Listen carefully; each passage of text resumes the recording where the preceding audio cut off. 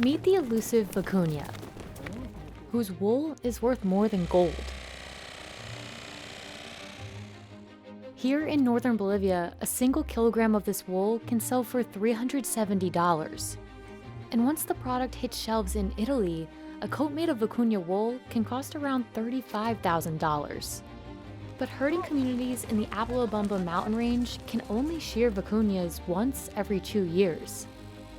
And while conservation efforts have ensured that vicuñas thrive in their natural habitat, this can mean danger for communities rounding up the wild herd.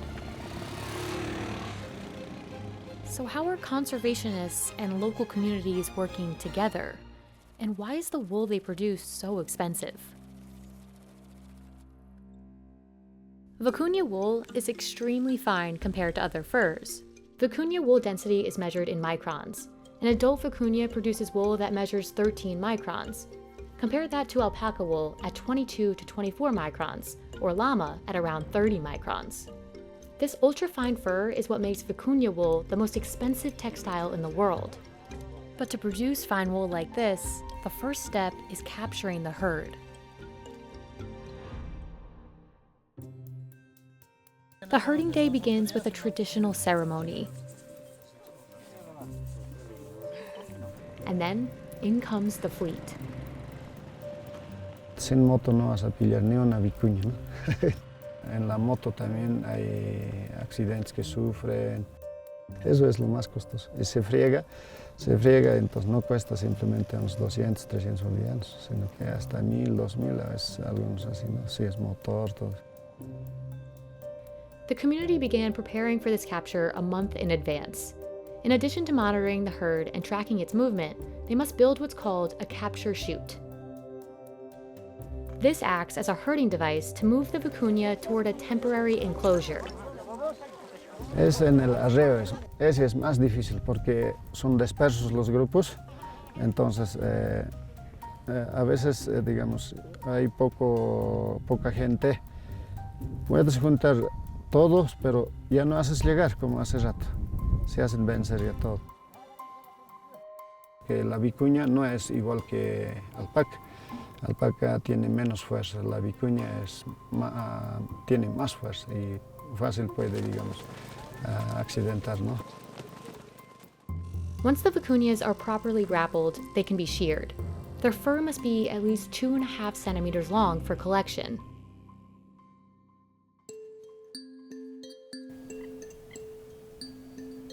In an effort to organize the herding and conservation of the vicuña, a management board was created.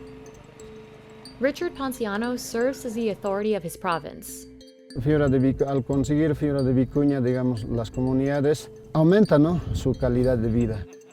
Ayuda a todos los comunarios en su ingreso de la economía. Embracing the herd of vicuñas is important, because raising camelids, like alpacas, is an essential way of life here in Bolivia. Esta región simplemente vivimos de crianza de camellos. Simplemente eso. No produce ni una papa en este sector. Todo es alpaca en ese sentido. Unlike alpacas, vicuñas cannot be domesticated, and they are much more difficult to come by. But the good news is that the herd is growing. As of 2019, the vicuña count in Apolobamba was over 12,000, and it is estimated to have grown another 9% since then. This is an astonishing number, given that at one point there were only about 65 vicuñas left in this region. The vicuñas in the Apolobamba Integrated Management Natural Area, or ANMI, are now protected, and the years in between shearing are entirely focused on conservation. El tema de la vicuña les ayuda mucho, porque se trabaja, digamos, 1 o 2 semanas en el año, y de esto muchas comunidades, cada uno puede percibir 5, 6 mil, 7 mil bolivianos, dependiendo del éxito que hayan tenido en esa época. That's Umber Alberto, a technical manager overseeing 18 different communities in the areas that shear vicuñas. A veces nosotros tenemos un lema, decimos vicuña esquilada, vicuña salvada. Managers like Umber make sure that communities are equipped to produce the best possible product, therefore getting the best price for their yield.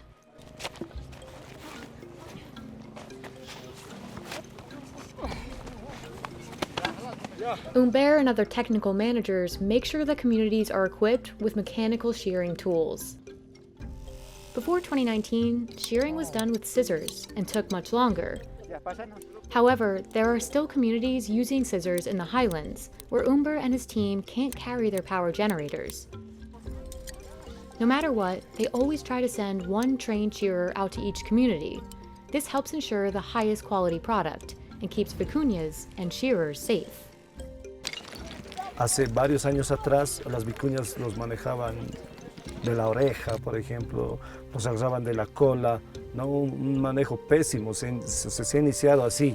En los últimos años se está tomando mucho en cuenta el bienestar animal, ¿no? Por lo que está prohibido manejarlo de la oreja, prohibido agarrar, porque es un animal muy delicado, como es un animal silvestre, se dañan, ¿no? Y se puede infectar y enfermar las vicuñas. After a checkup on their health, the vicuñas are released back into the wild. Bolivia offers 3 kinds of fiber, mainly to European markets. These are raw fiber, cleaned fiber, and pre-carding fiber.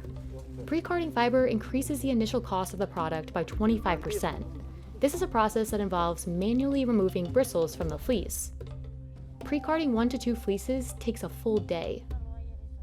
Y posterior a esto ya se requiere de tecnología ya más avanzada, cosa que en Bolivia no tenemos.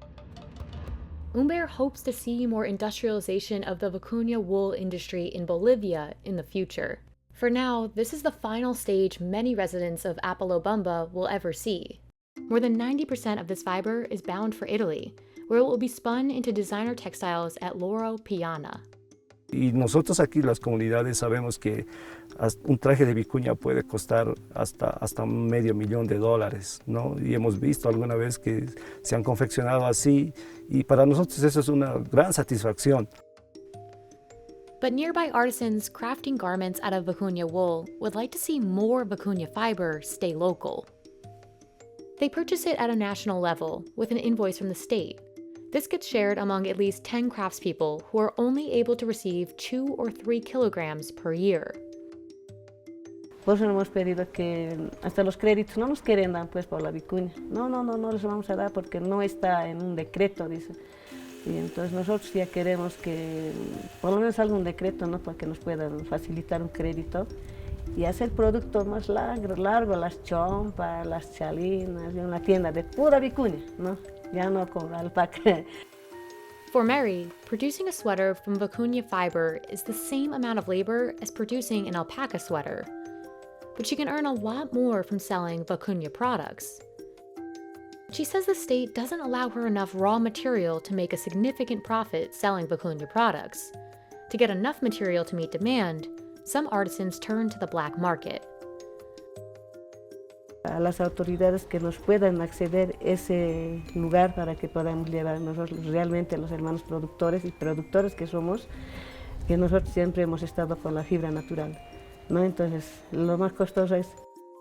As for the vicuña garments she sells locally, el producto más costoso que es en Bolivia es la vicuña. Una manta cuesta 9,000 bolivianos, es como $1,000, como $1,200 alrededor, ¿no? En Bolivia. Y el más finito está como 11,000 bolivianos, 11,000 bolivianos. That's a far cry from the $11,000 that it costs to purchase a vicuña shawl from Loro Piana. But the vicuña industry is still growing in Bolivia as more communities develop the skills and tools necessary to produce the fiber. Pero en Bolivia se mantiene esta unidad de las comunidades, es sociocomunitario, es para las comunidades. Son porque son de las comunidades también, ¿eh? Por eso dicen, no, es mi vicuña, es nuestra vicuña, y lo cuidan.